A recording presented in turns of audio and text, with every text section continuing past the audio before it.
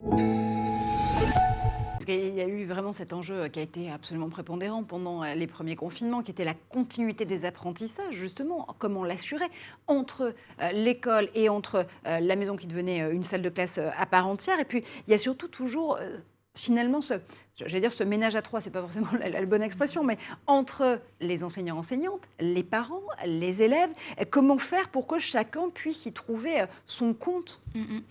D'ailleurs, ça a été extrêmement marquant pendant le confinement sur l'impact de la crise sur nos entreprises. Donc, ça a été complètement hétérogène. Pour 55% des entreprises EdTech, ça s'est extrêmement bien passé, la crise, entre guillemets. Pour 45%, très mal. Pourquoi ? Parce que les entreprises qui ont fonctionné, c'est celles qui avaient un produit qui était disponible 100% à distance, et toutes celles qui avaient un produit qui devait être utilisé dans la salle de classe avec l'enseignant, forcément les salles de classe étaient fermées, donc ça a été compliqué. Donc on se rend compte qu'en fait 50% des EdTech sont nécessairement utilisés avec une présence descendante, avec une présence humaine, avec la mise en place d'un cadre de travail.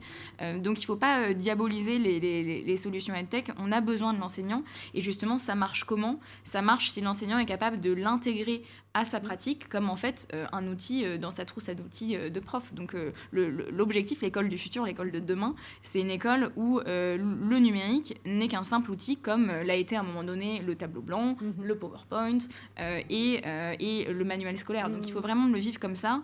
Et après, forcément, je pense qu'il y a une vraie réflexion à avoir sur les élèves à besoins particuliers, où là, le numérique peut faire des très belles choses pour eux. Du sur-mesure ? Du sur-mesure, exactement. Et sur cet aspect-là, on est encore en retard en France, je trouve, au sein des classes SECPA et autres. Et pour moi, le numérique doit être vu comme un outil de remédiation, d'émancipation, de confiance pour l'élève. Et ça ne marchera que si c'est soutenu par le ministère et soutenu par les parents.